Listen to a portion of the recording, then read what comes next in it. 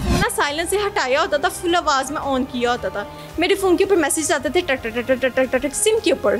Rightly आपने कहने की जरूरत नहीं थी मुझे अपने मियाँ को डिस्कस करने की। ऐसे ही जब वो इतनी खतरनाक धमकियां देना शुरू हो गया, बच्चों की धमकियां देना शुरू हो गया, उसके बावजूद मियाँ से बात नहीं की? यस सर, मैंने नहीं की सर। मेरी थ्री टाइम्स टोटल 3 टाइम पक्का याद है। अस्सलाम वालेकुम जी, आज हम बात करेंगे डिलीवरी बॉय का जो मर्डर हुआ था उसके केस से रिलेटेड। बहुत सारे लोगों को ऑलरेडी पता होगा, लेकिन जिनको नहीं पता मैं उनको बता दूं कि एक डिलीवरी बॉय का बेदर्दी के साथ कत्ल कर दिया गया था और उसकी लाश को बेदर्दी के साथ जला दिया गया था, जिसमें मुलजिम फरहान और आमना शामिल थे। मेरे दिमाग में बहुत सारे सवालात हैं जो मैं आपसे पूछना चाहता हूँ, मैं जवाब चाहता हूँ आप लोगों से। देखें, बहुत सारे लोगों को ऑलरेडी पता होगा, मुझे भी पता है, लेकिन मैं आप लोगों की राय लेना चाहता हूँ। अब मुलजिम फरहान का कहना यह है कि जब मैंने उसको घर में बुलाया तो मैं बिल्कुल अकेला था। मैंने जब उसको मारा मैं बिल्कुल अकेला था। वो जब चीखा तब किसी ने नहीं सुना, मैं तब भी अकेला था। मैंने उसको बांधा तब भी मैं अकेला था। मैंने जब उसको कत्ल कर दिया मैं तब भी अकेला था।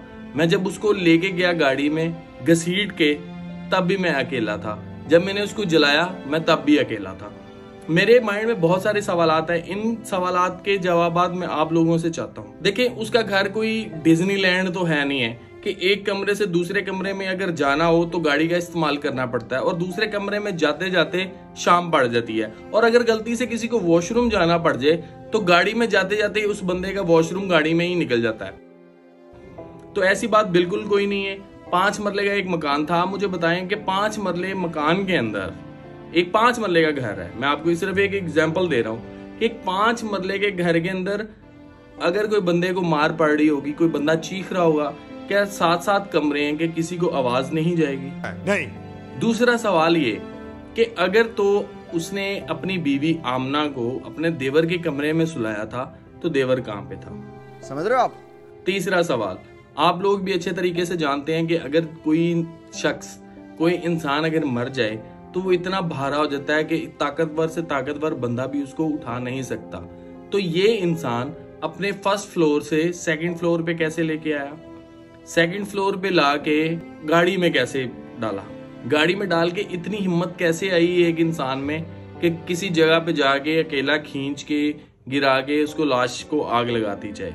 और एक और चीज, सारे इंटरव्यूज में आमना कहती रही कि मैं आगे बैठ के गई थी, मैं आगे बैठ के गई थी, क्योंकि पुलिस ने भी ये कंफर्म किया था। उसके बाद आमना साथ ही मुकर गई कि मैं तो आगे बैठ के गई ही नहीं, मुझे तो ये मीडिया वालों ने बोला था कि आप ऐसा कह दो आपकी जान छूट जाएगी। मुझे समझ नहीं आती कि ऐसा हो सकता है, या आप लोग बताएं। एक और चीज मुझे बड़ा परेशान कर रही थी, जब आमना, चले मैं मान लेता हूँ जी एक औरत थी, अपने हस्बैंड को इस वजह से नहीं बता सकी कि एक शख्स मुझे तंग कर रहा है बहुत दिनों से। हो सकता है कि उसका जो हस्बैंड है वो इस नेचर का हो कि वो उसको बुरा समझ ले, मान लेते हैं, चले हम इस साइड पे भी आते हैं। जब उसके ससुर ने दरवाजा खड़काया कि किड़े यार दे नाल तू अंदर है, अब आप ये देखेंगे बहुत बड़ी बात है। आप समझ सकते हैं, कोई इज्जतदार शख्स होगा उसके लिए ये बहुत ही बड़ी बात है। मजे की बात देखें, मुझे ये चीज समझ में नहीं आई कि आप अपने डिफेंड के लिए तब भी आप बता देंगे जी इस तरह लड़का मुझे ब्लेड के जोर पे ऊपर लेके गया। मारा पीटा नहीं था उन्होंने बहुत ही ज्यादा गुस्सा किया। फिर आपने सारी कहानी बताई? No sir. फिर भी नहीं बताया? नहीं सर। एक लड़का है मुझे तंग करता है। मेरी बात सुनिए, अगर मैं अपने हस्बैंड को बताती वो कहते कि तुम गलत हो। हाँ। अब यहाँ पे क्या होता है कि इसका ससुर पूछता है, इसका बंदा पूछता है कि भाई बताओ माजरा क्या है। अपने मुंह से बता रही है, बयान रिकॉर्ड है सारा, अपने मुंह से बता रही है कि मैं तब भी नहीं बता सकी। आप देखें कि एक इंसान के ऊपर कितना बड़ा एलिगेशन लग रहा है।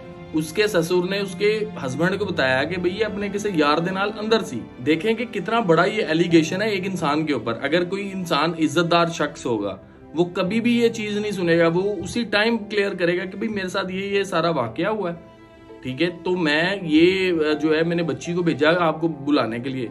ऐसी बात बिल्कुल नहीं थी। मैं आप लोगों से सिर्फ जानना चाहता हूं कि ये एक्चुअल में सच्चा माजरा क्या है। आप लोग मुझे बताएं, मुझे भी पता है, आप लोगों को भी पता है, लेकिन मैं चाहता हूं कि आप लोग मुझे क्लैरिफाई करें इसके अंदर कि ये कैसे हो सकता है। ये मैंने आपके सामने इतने सारे सवालात रखती हैं। क्या ऐसा हो सकता है कि एक इंसान अकेला ये सब कुछ करे? क्या ऐसा हो सकता है कि कोई इज्जतदार शख्स होगा, कोई इज्जतदार औरत होगी, उसके ऊपर इतने बड़े एलिगेशन लग रहे होंगे और वो अपनी जुबान नहीं खोलेगी डर की वजह से? तीसरी बात, इस औरत की जुबान जब नहीं खुल रही थी अपने शोहर और ससुर के सामने, आप देखें मीडिया के सामने इसकी जुबान कैसी चलती है। मेरे फोन के ऊपर मैसेज आते थे, लेकिन अपने हस्बैंड के सामने जुबान नहीं चल सकी। तो मुझे बड़ा अफसोस है इस चीज के ऊपर कि हमारे माशरे में अभी भी इस तरह के लोग रहते हैं, और मुझे लगता है कि इससे भी बदतर लोग रहते हैं। मैं डेली देखता हूँ कि कुछ ना कुछ होता रहता है। हैरान और परेशान हूँ, इतनी एजुकेशन का क्या फायदा, लोग अभी भी जाहिल हैं, पढ़े लिखे जाहिल हैं, गवार हैं और अनपढ़ हैं, जिनको अभी तक यही नहीं समझ में आई कि अगर कोई इंसान किसी एक इंसान को मारता है तो वो उस इंसान का कत्ल नहीं, वो पूरी इंसानियत का कत्ल है। आप लोग मुझे अपने जवाब लाजमी बताइएगा कमेंट्स के अंदर। मिलते हैं किसी और वीडियो में। चैनल को सब्सक्राइब कीजिएगा, बेल आइकन दबाइएगा। Till then take care.